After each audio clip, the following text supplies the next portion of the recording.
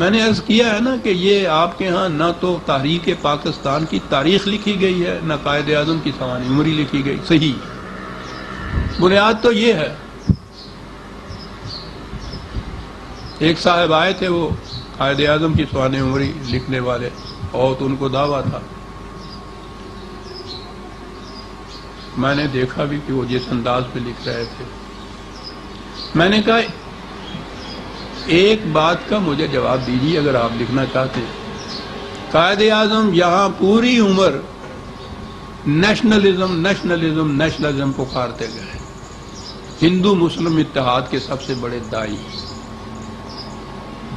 پاک ہندوستان میں بسنے والے تمام افراد کو ایک قوم تسلیم کرتے تھے. وہ مشہور ہے ان کا اسمبلی میں کہ فلور کے اوپر یہ دھڑلے سے کہ I am nationalist first, nationalist second and nationalist last. میں نے کہا یہ کہتے ہوئے وہ یہاں سے گئے، اور اس کے بعد جب واپس آئے تو انہوں نے کہا کہ نہیں، یہ غلط ہے کہ یہاں کے تمام باشندے وطن کے اشتراک کی بنا پر ایک قوم ہے، مسلمان ایمان کے اشتراک پر ایک قوم ہے. میں نے کہا یہاں سے قائد اعظم کی سوانح عمری شروع ہوتی ہے. اس سے پیشتر وہ بہت بڑے وکیل تھے، بیرسٹر تھے، بہت بڑے لیڈر تھے، ہندو مسلم اتحاد کے بہت بڑے دائی تھے، اس کے لیے کوشش بھی کرتے رہے. سیاست یہ تھی، اس میں وہ ناکام رہے. مایوس ہو کر یہاں سے کہہ کے گئے کہ میں نے جو ساری عمر کوشش کی، میں سمجھتا ہوں کہ وہ نہیں کامیاب ہو سک، چلے گئے. میں نے کہا یہ جو مورخ یہ بتائے گا کہ ان میں یہ چینج کیسے آیا، یہ بہت بڑا چینج ہے.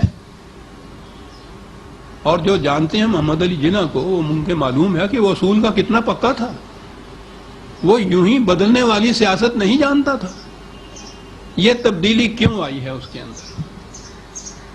کیوں اس نے خود ہی اپنی سابقہ ساری زندگی کے جس قدر بھی اصول تھے ان کو تیاگ کے رکھ دیا، ایک نیا مسلک اختیار کیوں کیا تھا، کس بنا پہ کیا تھا؟ یہ جواب جو شخص دے سکے گا وہی قائد اعظم کی سوانح عمری لکھ سکے گا، وہی پاکستان کی تحریک کی تاریخ لکھ سکے گا. وہ یہاں سے شروع ہوتی ہے. تمہیداً اقبال کو ساتھ لے آنا ہوگا کہ انہوں نے یہ بات جو تھی پہلے کہی تھی، لیکن تحریک کی روح سے تو یہ قائد اعظم نے یہاں یہ بات شروع کی. وہ کیوں یہ چینج ان کے اندر آیا، کس بنا پہ آیا، کیا وہ چینج تھا جو ان کے اندر آیا، یہاں سے یہ بات شروع ہوتی ہے. اور یہ بات تھی جو انہوں نے آگے کہی کہ میں نہ کوئی مولوی ہوں نہ میں ملا ہوں، لیکن میں نے اپنے طور پر قرآن کریم کا جو مطالعہ کیا ہے اس بنا پر میں اس نتیجے پہ پہنچا ہوں کہ وہ مسلک جو تھا پہلے کا وہ قرآن کے خلاف تھا، اس لیے غلط تھا. یہ مسلک قرآن کے مطابق ہے، اس لیے میں اس کو لے کے آیا ہوں. عزیزان من، کوئی بھی آپ نے بایوگرافی قائد اعظم کی دیکھی ہے جس میں یہ لکھا ہوا ہو؟ اتنی تقاریب منائی جاتی ہیں، ان کے بھی جشن ولادت بھی اور جشن وفات بھی، اور پاکستان کی انڈیپینڈنس ڈے بھی، اور پاکستان یوم پاکستان بھی، یہ سب کچھ ہوتا ہے. یہ جو ان کے جہاں سے وہ پٹری بدلی ہے انہوں نے، جہاں سے ایک متفارق لائن آئی ہے، ساری پچھلی زندگی کو تیاگ کے ایک نیا اصول لے کے آئے ہیں. یہاں سے بات شروع ہونے والی بات ہے. اور یہ تھی جو قرآن کے مطابق کہ ان کے ساتھ تولا نہیں ہو سکتا، جیسی بات.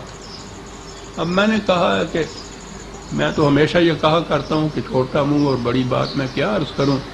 اب تو میں کہوں گا بھی تو وہ لوگ کہہ دیتے ہیں کہ جو کسی کے جی میں آئے کہے، اس لیے میں کہیں کہتا ہی نہیں. اب سے وہ بھی نہ رہے جو اس کی تائید یا شہادت دے سکتے تھے، وہ بھی نہ رہے. 10 برس تک قائد اعظم کے ساتھ مجھے جو سعادت حاصل رہی ہے ان کے ساتھ معیت کی، یہی معاملات تھے قرآن کے جو ان کے ساتھ بحث میں آیا کرتے تھے. مجھے اس کی سعادت حاصل ہے، میں اس کا کوئی صلہ یا معاوضہ نہیں لینا چاہتا. سوال ہی نہیں. یہ تھی چیز. اور پھر وہ اس طرح راسخ کر گئی تھی ان کے قلب کے اندر کہ آپ دیکھیے کہ آخری دم تک وہ کسی معاملے میں ایسے نہیں آئے جہاں ہندوؤں کے ساتھ تولا کا ذکر آ رہا ہوگا. ٹریٹی آئے گی، معاہدہ ہوگا، ہمیں بھلا ان سے واسطہ کیا جو تجھ سے نہ آشنا رہے ہیں.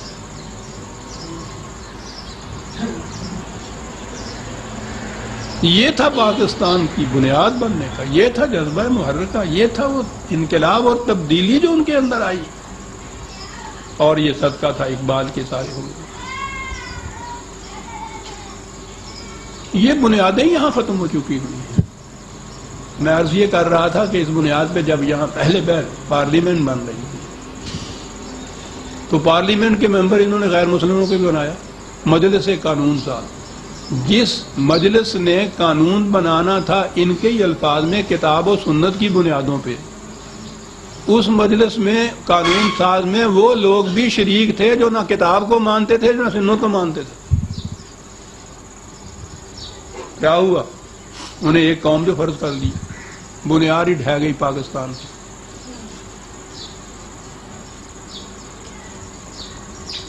میں نے لکھا ہے اپنے عقیدہ پر، ہندوؤں کے بڑے بڑے لیڈروں نے یہ بات کہی تھی. وہ کہتے تھے کہ ہم جو کہتے تھے کہ یہ جو دو قومی نظریہ لیے پھرتے ہیں یہ محمد علی جلع کی وکیلانہ حربہ ہے اپنا مقدمہ جیتنے کے لیے. وہاں ہم ان کو ڈانٹتے تھے. یہاں جب آ کے انہوں نے یہ کیا اور اس سب سے بڑی مجلس قانون ساز کے اندر وہ غیر مسلم بھی سارے شامل تھے، ممبر کی حیثیت تھے ایک قوم. انہوں نے کہا جو ہم کہتے تھے وہ صحیح تھا یا نہیں؟ آپ کیا کہتے ہو اہل پاکستان کو؟ یہ ایمان کی بنیادوں کے اوپر قوم بنی ہوئی ہے. اور وہ تو بہرحال ایک بنی تھی. اس کے بعد اس تمام دوران میں جو کچھ بھی ہم نے کیا ہے اس میں یہ دو قومی نظریہ تو سوال ہی نہیں. ہم مسلمان قوم نہیں الگ بن سکے تو دوسروں کے ساتھ مل کے کہنے کا کرنے کا کام یہاں آگے یہ تھا کہ مسلمانوں کو ایمان کے اشتراک کی بنیاد پر ایک قوم بنایا جاتا، ایک امت بنایا جاتا.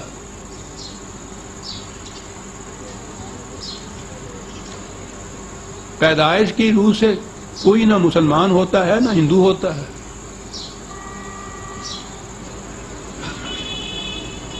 پیدائش کی روح سے ہم ایسے ہی مسلمان ہوتے ہیں جیسے ارائی برادری کے گھر میں پیدا ہونے والا بچہ ارائی ہوتا ہے نا.